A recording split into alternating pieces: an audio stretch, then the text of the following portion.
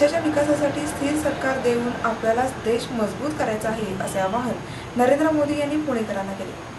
पुणे शहर आणि जिल्ह्यातील महायुतीच्या उमेदवारांच्या प्रचारासाठी नरेंद्र मोदी यांची सप महाविद्यालयाच्या मैदानावर भव्य सभा झाली। पाहूया नरेंद्र मोदी यांनी या सभेतील मांडलेले ठळक मुद्दे।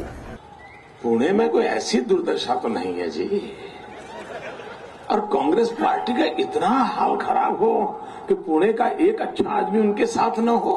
बड़ा गजब है भाई इस बात तो। एक भी अच्छा इंसान इनके साथ नहीं है। माय गॉड,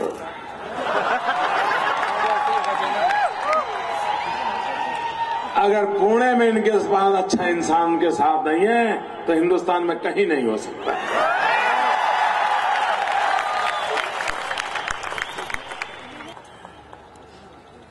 भाइयों बहनों,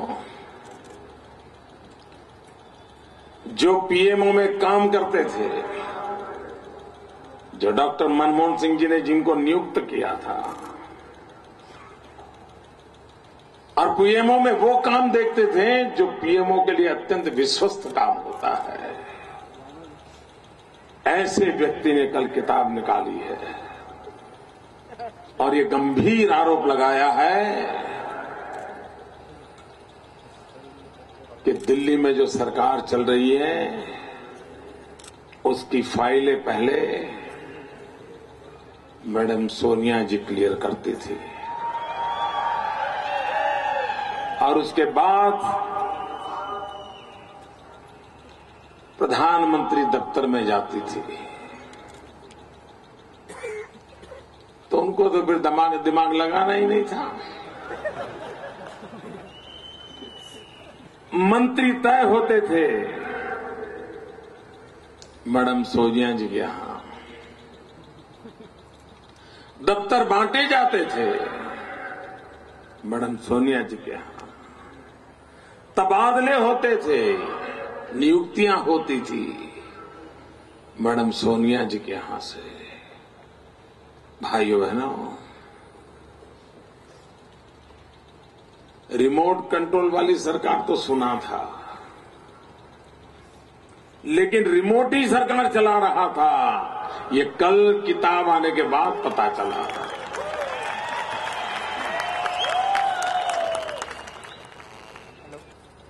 मैं हैरान था कि शहजादे की ये कैसी हिम्मत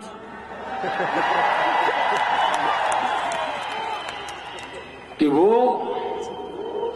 कैबिनेट के निर्णय के खिलाफ, प्रधानमंत्री के निर्णय के खिलाफ, जनता के द्वारा चुनी गई सरकार के निर्णय के खिलाफ पत्रकार परिषद में उस निर्णय के कागज को फाड़ दे। प्रधानमंत्री अमेरिका में थे और वो प्रधानमंत्री की पगड़ी उछाल दे।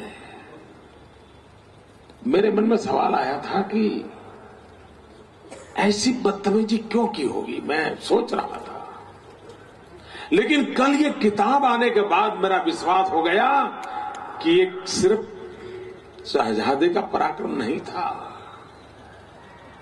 सारा कारोबार वहीं से चलता था। इसलिए उनके दिमाग में न कैबिनेट का महत्व था, न सरकार का महत्व था, न प्रधानमंत्री पद की गरिमा थी। और इसी का कारण है कि देश इस प्रकार से तबाह हो गया। मेरे पुणे के भाइयों बहनों, मुझे जवाब बताइए, इतने गंभीर आरोप लगाती हुई किताब आई है, उनके घर में काम करने वाले व्यक्ति की किताब है ये।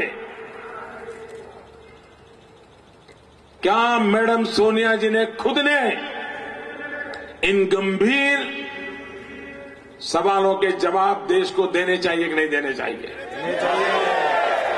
एक आवाज से पुणे बोल दे, आज देना चाहिए नहीं देना चाहिए? क्या ये इनकी जिम्मेवारी है कि नहीं है? 24 घंटे हो गए, मैडम सोनिया जी आप चेहरे पर ताला लगा करके बैठी हो। सेना के साथ है संघर्ष, संस्थाओं के साथ संघर्ष लोकतंत्र में सशक्त भारत बनाता है तो व्यक्ति के सशक्त होने से नहीं होता है, इंस्टीट्यूशनों के सशक्त होने से होता है। जितना अच्छा इंस्टीट्यूशनल नेटवर्क होगा, जितनी बढ़िया डिसेंट्रलाइज्ड व्यवस्था होगी, जितने अच्छे व्यक्ति इंस्टीट्यूशनल का स्वतंत्र रूप से नेतृत्व करेंगे, उतना ही देश प्रगति करेगा। और शासन में बैठे हुए प्रमुख व्यक्ति का काम है हर आइडिया को इंस्टीट्यूशनलाइज करना। आज लोग कहते हैं ना गुजरात की प्रगति प्रगति प्रगति, इसके मूल कारण यह है कि वहां कोई नरेंद्र मोदी नाम का आदमी सरकार नहीं चलाता है, वहां ऐसी संस्थाएं विकसित की गई है जो संस्थाएं पूरे गुजरात को चलाती है। व्यक्ति तो आएंगे जाएंगे, भाइयों बहनों, दुनिया में हमारा देश का माथा कितना नीचे गिर रहा है। आप कल्पना कर सकते हो, इतना बड़ा देश, इतना बड़ा लोकतंत्र, जब भारत की बात आती है तो दुनिया के देशों में भारत की तरफ लोग एक आदर के साथ देखते आए हैं। भारत की अपनी जनसंख्या का कारण हो, इतिहास का कारण हो, अन्य बाबतें हो, अपनी एक जगह तो है ही है। हम एक कोने में पड़े हुए छोटे से कहीं नक्शे में नजर ना आए ऐसे देश तो है नहीं। उस देश का विदेश मंत्री यूनाइटेड नेशन की मीटिंग में हो, भारत का विदेश मंत्री हो और दूसरे देश का भाषण पढ़ने शुरू कर दे। याद है ना कि भूल गए? हमारे देश के विदेश मंत्री दुनिया के देशों के सामने बैठ करके दूसरे देश का कागज पढ़ना शुरू कर दिया जी। एक पेज पढ़ने के बाद पता चला कि वो हिंदुस्तान के विदेश मंत्री है। आप मुझे बताइए, भारत की इज्जत का क्या हुआ होगा मेरे भाइयों बहनों? क्या हुआ होगा मेरे देश की इज्जत का? हमें पीड़ा इस बात की हो रही है, सत्ता पाने के लिए ये हम मेहनत नहीं कर रहे हैं भाइयों। देश की इज्जत बचाने के लिए, देश की इज्जत फिर से वापस लाने के लिए, जिंदगी खपाने के लिए निकले हुए लोग, उनके लिए राजनीति खेलकूद का मैदान होगा। हमारे लिए राष्ट्रनीति मानव जात के कल्याण का एक मार्ग होता है और इसलिए इस मैदान में आए।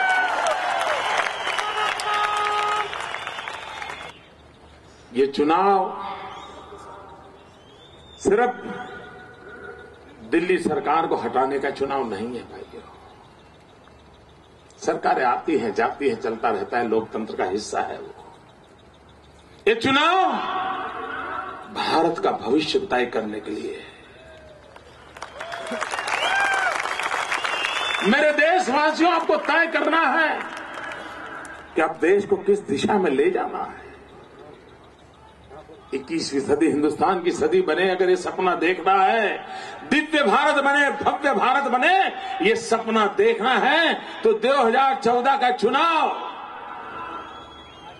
आपके वोट से एक मजबूत भारत की मजबूत नींव हम रख सकते हैं। इसलिए मैं आज आपसे आशीर्वाद मांगने आया हूं।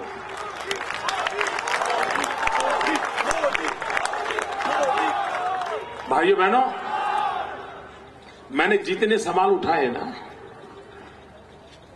मैंने सिर्फ आलोचना नहीं की है, इन सारे मुद्दों का आंसर उसमें निहित था। आपको भी पता चलना चाहिए कि ये नहीं होता, ये करना, आपका भी विचार आता। मैंने उसमें पॉजिटिव क्या हो सकता है वो रखा है। देश विदेशी बैंकों में हिंदुस्तान का काला धन है, उसके प्रति देश का गुस्सा है और इसमें ये बात पूछी गई है, पत्रकार परिषद करके बात उठाई गई है। हजारों करोड़ रुपए का मसला है और जब वो मुख्यमंत्री थे कहते कि उस समय के खाते खोले गए हैं। हम कैप्टन अमरिंदर सिंह को अन्याय करना नहीं चाहते और नहीं हमारा कोई हक बनता है। भारत सरकार की जिम्मेवारी है कि तत्काल वो कैप्टन अमरिंदर सिंह की मदद करे और जो भी सत्य है वो देश के सामने प्रस्तुत करे। अगर अकाउंट नहीं है, भारत सरकार खुद आकर के कहे अकाउंट नहीं है तो विवाद खत्म हो जाए। अगर भारत सरकार चुप है, इलेक्शन कमीशन कुछ कर नहीं रहा है, मीडिया मुसीबत में है, तो बहुत बड़े गंभीर सवाल उठ रहे भाइयों देश में। मुझे बताइए भाइयों, क्या आप मानते हैं कि इस देश के चोर लुटेरों ने गरीब जनता के पैसे लूट करके विदेशी बैंकों में जमा किए हैं? पूरी ताकत से बताओ, आप मानते हैं? आप मानते हैं? क्या इन पैसों पर हिंदुस्तान की जनता का अधिकार है? इन पैसों पर आपका अधिकार है? ये पैसे वापस आने चाहिए, पाई पाई आनी चाहिए, गरीबों के काम आनी चाहिए। दुनिया में जहां जहां हिंदुस्तान का काला धन पड़ा है वो वापस आना चाहिए। ये सवालिया निशान कांग्रेस के भूतपूर्व मुख्यमंत्री पर लगा है तो बात को छुपा दिया जा रहा है। 3 दिन हो गए, चर्चा नहीं हो रही है। शहजादे जी, आप कहते हैं देश को एक चौकीदार की जरूरत नहीं है, 125 करोड़ देशवासी चौकीदार होने चाहिए। वाह, क्या सीन है। फिर तो एक कैप्टन अमरिंदर सिंह भी तो चौकीदार होंगे, फिर तो आदर्श घोटाले वाले अशोक चौहान भी तो चौकीदार होंगे। शहजादी जी, ये दूध की रखवाली बिल्ली को देने का क्या तूत है, मैं समझाइए तो। क्या दूध की रखवाली बिल्ली को दे जा सकते हैं? क्या दूध की रखवाली बिल्ली को दे सकते हैं क्या? भाइयों बहनों, देश लूटता चला जा रहा। मैं पुणे वासियों से आज कहने आया हूं, पुणे की धरती से, छत्रपति महाराज की भूमि से, लोकमान्य तिलक की भूमि से मैं महाराष्ट्र वासियों से अपील करने आया हूं, वक्त जाने मत देना, अवसर मत खोना। अगर ये और 5 साल रह गए तो देश तबाह हो जाएगा। और ये जाए तो जाए, जाना तो तय है, लेकिन जो आए वो भी 300 से कम सीटें लेकर के आएंगे तो क्या होगा? आप मुझे बताइए, क्या अब आपको दिल्ली में गूंगी बहरी सरकार चाहिए क्या? लूली लंगड़ी सरकार चाहिए क्या? अपाहिज सरकार चाहिए क्या?